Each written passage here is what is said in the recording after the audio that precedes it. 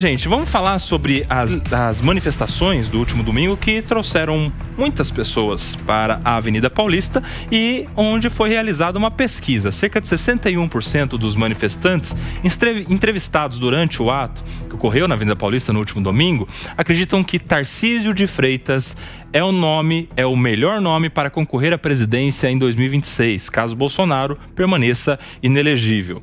O dado foi obtido pelo monitor do debate político no meio digital, projeto de pesquisa realizado pelo Grupo de Políticas Públicas para o Acesso à Informação da Universidade de São Paulo. Além do governador de São Paulo, 19% dos participantes citaram o nome de Michele Bolsonaro como possível candidata e 7% o nome de Romeu Zema, governador de Minas Gerais.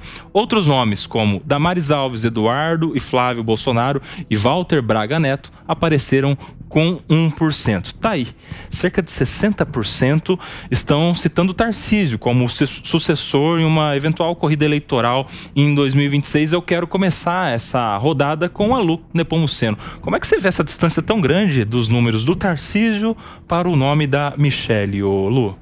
Vamos lá. Quero primeiro fazer um dado aqui de uma outra pesquisa que é do Instituto Paraná. Sim. E já traz outros números, porque a gente tem que trazer uma análise conglobante desses resultados de pesquisa a partir de critério de idade, gênero, do número de pessoas que foram ouvidas e se ela foi uma pesquisa espontânea ou também provocada. Mas vamos ali. No Paraná Pesquisa, se as eleições fossem agora, o presidente Lula ganharia com 36,6% das intenções de voto e, em segundo lugar, viria Tarcísio de Freitas com 12,7% das intenções de voto. E um dado curioso, Cuba, aqui na pesquisa, é que se na espontânea o ex-presidente Jair Bolsonaro, ainda que inelegível, ele aparece com intenções de voto. E também nessa pesquisa, tirando o Tarcísio, Michele Bolsonaro, ela aparece, vem Lula com 37,6% e depois Michele Bolsonaro com 23%. Ou seja, peraí, só para entender, nessa pesquisa do Paraná Pesquisas, a Michele desempenharia uma performance melhor do que o Tarcísio contra o Lula, vamos é isso? Lá. Não, vamos lá. O primeiro dado, a Michele não aparece. Tá. Vem Lula na frente e depois Tarcísio. Quando eles apresentam o nome da Michele, ela aparece abaixo do Lula, o Lula com 37,6% e a Michele Bolsonaro com 23%. O que isso mostra, fazendo essa análise desses dados, é que ela tem essa herança eleitoral do marido na disputa. Herança essa muito mais forte na transferência de votos para ela do que pro Tarcísio de Freitas. É isso que mostra que se precisar dele entrar na disputa para transferência, que a candidata seria Michele e não Tarcísio. E aí, Diegão, como é que você vê? Porque a pesquisa que a gente citou aqui na abertura deste assunto foi uma pesquisa realizada no ato, ou seja, com os manifestantes que estavam aqui exatamente no domingo passado. Para eles é que 61% enxergam Tarcísio o sucessor natural e só 19% a Michele Bolsonaro. Como é que você vê? Exatamente, Cuba. É exatamente essa premissa que torna essas duas pesquisas incomparáveis, né? Uma coisa é uma pesquisa de intenção de voto à presidência, ainda muito cedo, aliás, para falar nisso. Como disse o Datena no ano passado, política é como nuvem. Olhamos hoje, tá de um jeito, amanhã totalmente diferente. E uma pesquisa feita dentro da manifestação. É o recorte do recorte. E uma manifestação em São Paulo, né? Que certamente diminui a chance do Zema, do Ratinho. Exatamente. E outros fatores, né? Também. O Bolsonaro não deixa claro quem é o sucessor ao seu espólio eleitoral. E eu acho que isso diz muito a respeito do apego que o ex-presidente ainda tem na chance de, quem sabe, reverter o seu quadro de inelegibilidade. Mas o fato é que Nós tínhamos 4 governadores presentes na manifestação, além de outras tantas lideranças importantes do bolsonarismo. Tínhamos ali o governador Zema, que veio de longe para estar ao lado do ex-presidente, o Caiado, que veio de mais longe ainda para estar junto com o Bolsonaro na manifestação, e só um governador teve direito à voz em cima do trio elétrico, que foi justamente o governador Tarcísio. A Michelle também teve direito ao uso do microfone ali durante a manifestação. Então acho que isso também pode ter causado algum reflexo nesse resultado, porque foi quem o povo viu falar, foi quem acendeu os manifestantes, quem colocou de volta no coração do pessoal que estava na Paulista no dia 25 aquela chama bolsonarista que fez o Bolsonaro levar as eleições de 2018. Então é uma pesquisa que eu acho que, tal como o presidente Lula disse há alguns dias, que a manifestação foi grande, deixando claro uma obviedade, eu acho que é óbvio também, nessas condições, que tanto o nome de Tarcísio quanto o nome da Michelle aparecessem nas primeiras colocações. Ô Wilson, eu vou com você porque você é estrategista político, ou seja, você lida muito com pesquisas, né? Com informações, até de pesquisas que não são reveladas, pesquisas internas. Você acha que, de alguma maneira, essa pesquisa pode influenciar os destinos da direita brasileira para a próxima eleição presidencial? O Tarcísio tem um perfil diferente de um bolsonarista radical. Ele é um bolsonarista mais ao centro, é uma direita mais que pende mais para o centro do que para uma direita extrema. E se você for pegar a mesma pesquisa, ela é separada em 2 blocos, né? A pergunta é feita para as pessoas que gostam do Bolsonaro. As pessoas que gostam do Bolsonaro são firmes no nome do Tarcísio. Mas quando colocados as pessoas que gostam muito do Bolsonaro, é um empate técnico entre o Tarcísio e a esposa dele, a Michelle. E a Michelle. Ou seja, existe uma divisão muito grande no grupo radical bolsonarista. Porém, naqueles que gostam do Bolsonaro, que são direita mais pro centro, que estavam aqui na Paulista, muitas vezes nem tanto pelo Bolsonaro, mas sim pelo momento do país, sabe? Que gostam de se manifestar, que queriam mostrar a sua indignação pelo que eles estão sentindo do governo atual e não a favor do Bolsonaro. Esse é um eleitor mais a centro-direita. E esse se identifica muito com o Tarcísio, porque o Tarcísio, essa figura não é de grande extrema. Se você for pegar o Instagram dele hoje, ele tá jogando basquete com a esposa dele na quadra do Palácio. Então, ele tem aquela política da família, mas um negócio mais próximo, mais leve. E esse eleitor de direito centro se identifica muito mais com o Tarcísio do que com a Michelle. Você está falando que quanto mais bolsonarista de fato, mais Michelle. Quanto mais direita, que de alguma maneira aderiu ao bolsonarismo, é o Tarcísio. Que é aquela coisa mais liberal, mas um liberal não de extrema direita, um liberal de economia, um liberal que é um país com menos empresas públicas e um estado menor, mas que não precisa ser um bolsonarista. A pauta dele é uma pauta liberal e não uma pauta bolsonarista. Ô Davi, quero te perguntar sobre o seu governador lá, que apareceu na pesquisa em 3º lugar, né? Quero ouvir a Lu também depois sobre isso, mas o Zema se destacou dentre os outros governadores que estariam no páreo aí. Nós estamos falando de Ronaldo Caiado, de Goiás, do Eduardo Leite, do Rio Grande do Sul, do Ratinho Júnior, do Paraná, né, do próprio governador do Mato Grosso, como é que chama? O Mendes. Enfim, alguns outros que estão aí, de alguma maneira, se colocando como possíveis candidatos em 2026. E ele se destacou dos demais. Como é que você vê o nome do Zema? Olha, Cuba, eu gostaria muito de uma reedição da política centenária do café com leite, viu? Eu gostaria muito de ver uma chapa Zema, Tarcísio, Zema, não sei quem presidente, quem vice, mas eu adoraria, porque não pelos nomes em si, né? Eu não tenho político de bolso, eu não tenho essa fidelização a nome de gente, mas ao ideário desse político, né?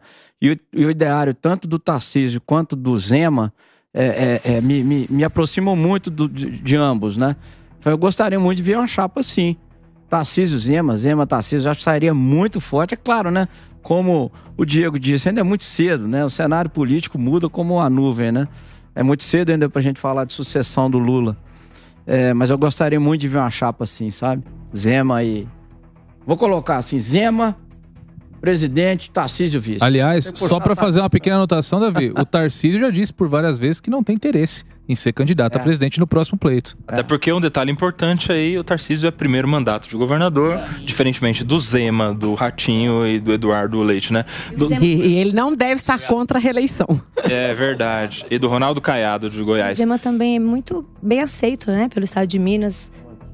Priscila, eu quero te perguntar sobre a Michelle também. Perguntei para nossa Luciana e você, outra mulher desse programa, quero saber a força da Michelle Bolsonaro em uma eventual candidatura à presidência da República. Você acha que ela tem tamanho, tem condições de ser uma candidata a presidente no lugar do Bolsonaro, ou seja, herdando o espólio político dele daqui a alguns anos? Olha, no lugar eu não sei se é bem isso que a gente pode afirmar, mas eu vejo uma força sim, porque muitas mulheres...